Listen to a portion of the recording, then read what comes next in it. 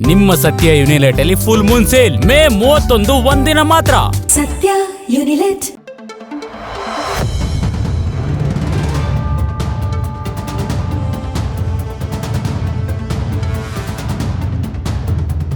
ಸಿರುಗುಪ್ಪ ಬಳ್ಳಾರಿ ಜಿಲ್ಲೆಯ ಒಂದು ತಾಲೂಕು ಮತ್ತು ನಗರಸಭಾ ಕೇಂದ್ರ. ಕನ್ನಡದ ಸಿರಿ ಮತ್ತು ಕುಪ್ಪೆ ಎಂಬ ಎರಡು ಪದಗಳಿಂದ ಸಿರುಗುಪ್ಪ ಅನ್ನೋ ಹೆಸರು ಬಂದಿದೆ. ಇದನ್ನ ಭತ್ತದ ಕಣಜ ಅಂತ ಕರೆಯಲಾಗುತ್ತೆ. ಇದು ರಾಜ್ಯದ ಪ್ರಮುಖ ಅಕ್ಕಿ ಉತ್ಪಾದನಾ ಮತ್ತು ಕೃಷಿ ಕೇಂದ್ರಗಳಲ್ಲಿ ಒಂದಾಗಿದೆ. ತುಂಗಭದ್ರಾ ನದಿಯು ಈ ಪ್ರದೇಶಕ್ಕೆ ಹತ್ತಿರದಲ್ಲಿದೆ. ಸಿರುಗುಪ್ಪ ಕೋಟೆಯ ಬುರುಜಿನ ಮೇಲೆ ಸ್ಥಿತವಾಗಿರುವ ದೇವಸ್ಥಾನ ಈ ಭಾಗದ ಅತ್ಯಂತ ಪುರಾತನ ದೇವಾಲಯ. 1887ರಲ್ಲಿ ಸ್ಥಳೀಯ ವರ್ತಕರಿಂದ ನಿರ್ಮಿಸಲ್ಪಟ್ಟ ಈ ಆಧುನಿಕ ಶೈಲಿಯ ದೇವಸ್ಥಾನ ತನ್ನ ಎತ್ತರದ ಗೋಪುರಕ್ಕೆ ಹೆಸರುವಾಸಿಯಾಗಿದೆ. ಇಂತಹ ಕ್ಷೇತ್ರದಲ್ಲಿ 2023ರ ಚುನಾವಣೆಯಲ್ಲಿ ಕಾಂಗ್ರೆಸ್ನ BM ನಾಗರಾಜ್ ಗೆಲುವು ಸಾಧಿಸಿದ್ದಾರೆ.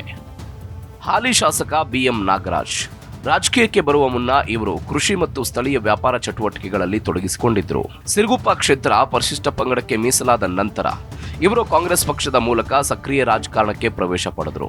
2008ರಲ್ಲಿ ಈ ಕ್ಷೇತ್ರ ST ಮೀಸಲಾತಿಯಾದ ನಂತರ ಕಾಂಗ್ರೆಸ್ನಿಂದ ಸ್ಪರ್ಧಿಸಿದ ಇವರು ಬಿಜೆಪಿಯ MS ಸೋಮಲಿಂಗಪ್ಪ ಅವರ ವಿರುದ್ಧ 4824 ಮತಗಳ ಅಲ್ಪ ಅಂತರದಿಂದ ಸೋಲು ಅನುಭವಿಸಿದರು. ಕ್ಷೇತ್ರಾದ್ಯಂತ ತಳಮಟ್ಟದಿಂದ ಸಂಘಟನೆ ಬಲಪಡಿಸಿದ ನಾಗರಾಜ್ ಅವರು 2013ರ ಚುನಾವಣೆಯಲ್ಲಿ 65,490 ಮತಗಳನ್ನು ಪಡೆದು ಸೋಮಲಿಂಗಪ್ಪ ಅವರನ್ನ 21,814 ಮತಗಳ ಭಾರೀ ಅಂತರದಿಂದ ಸೋಲಿಸಿ ಮೊದಲ ಬಾರಿಗೆ ಶಾಸಕರಾಗಿ ಆಯ್ಕೆಯಾದರು. 2018ರ ಚುನಾವಣೆಯಲ್ಲಿ ಪಕ್ಷದ ಟಿಕೆಟ್ ಹಂಚಿಕೆ ಮತ್ತು ಆಡಳಿತ ವಿರೋಧಿ ಅಲೆಯಿಂದಾಗಿ ಕ್ಷೇತ್ರವನ್ನ ಕಳೆದುಕೊಳ್ಳಬೇಕಾಯಿತು.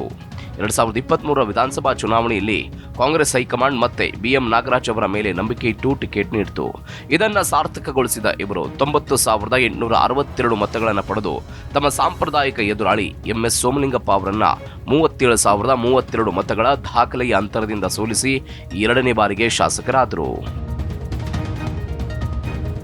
ಈ ಕ್ಷೇತ್ರದ ರಾಜಕೀಯ ಇತಿಹಾಸ. ಸ್ವತಂತ್ರದ ನಂತರದ 3 ದಶಕಗಳಲ್ಲಿ ಸಿರುಗುಪ್ಪ ಕ್ಷೇತ್ರ ಸಂಪೂರ್ಣವಾಗಿ ಭಾರತೀಯ ರಾಷ್ಟ್ರೀಯ ಕಾಂಗ್ರೆಸ್ ಪಕ್ಷದ ಭದ್ರಕೋಟೆಯಾಗಿತ್ತು. 1957 ಮತ್ತು 1962ರಲ್ಲಿ ಕಾಂಗ್ರೆಸ್ನ BE ರಾಮಯ್ಯ ಅವರು ಸತತ 2 ಬಾರಿ ಗೆದ್ದು ಕ್ಷೇತ್ರದ ಮೊದಲ ಪ್ರಭಾವಿ ನಾಯಕರಾಗಿ ಹೊರಹೊಮ್ಮಿದ್ರು.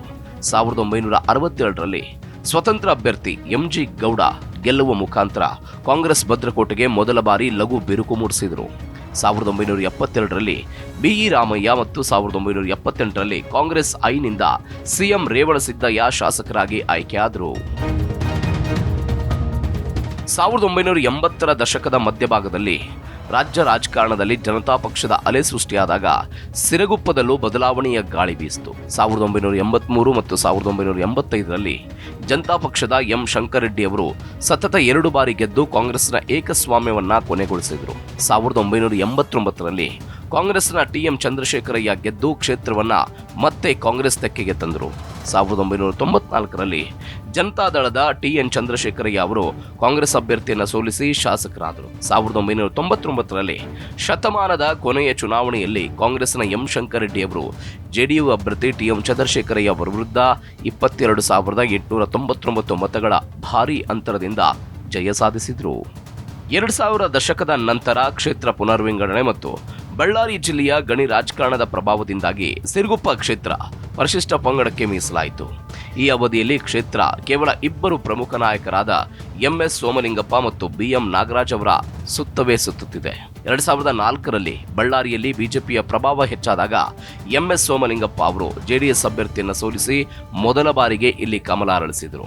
2008ರಲ್ಲಿ ಕ್ಷೇತ್ರವು ಅಧಿಕೃತವಾಗಿ ST ಮೀಸಲಾದ ನಂತರ ನಡೆದ ಮೊದಲ ಚುನಾವಣೆಯಲ್ಲಿ ಬಿಜೆಪಿಯ MS ಸೋಮಲಿಂಗಪ್ಪ ಅವರು ಕಾಂಗ್ರೆಸ್ನ BM ನಾಗರಾಜ್ ವಿರುದ್ಧ ಕೇವಲ 4,824 ಮತಗಳ ಅಲ್ಪ ಅಂತರದಿಂದ ಗೆದ್ದು ಸತತ 2ನೇ ಬಾರಿಗೆ ಶಾಸಕರಾದರು. 2013ರಲ್ಲಿ ಆಡಳಿತ ವಿರೋಧಿ ಅಲೆಯನ್ನು ಬಳಸಿಕೊಂಡ ಕಾಂಗ್ರೆಸ್ನ BM ನಾಗರಾಜ್ 21,814 ಮತಗಳ ಭಾರೀ ಅಂತರದಿಂದ ಸೋಮಲಿಂಗಪ್ಪ ಅವರನ್ನು ಸೋಲಿಸಿ ಮೊದಲ ಬಾರಿಗೆ ವಿಧಾನಸಭೆ ಪ್ರವೇಶ ಮಾಡಿದರು.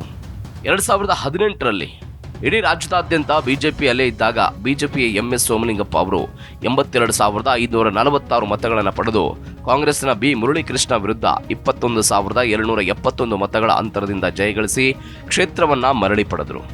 2023ರ ಚುನಾವಣೆಯಲ್ಲಿ ಕಾಂಗ್ರೆಸ್ನ BM ನಾಗರಾಜ್ 90,862 ಮತಗಳನ್ನು ಪಡೆಯುವ ಮೂಲಕ ತಮ್ಮ ಸಾಂಪ್ರದಾಯಿಕ ಎದುರಾಳಿ MS ಸೋಮಲಿಂಗಪ್ಪ ಇವರನ್ನ 37,032 ಮತಗಳ ದಾಖಲೆಯ ಅಂತರದಿಂದ ಸೋಲಿಸಿ ಶಾಸಕರಾಗಿದ್ದಾರೆ.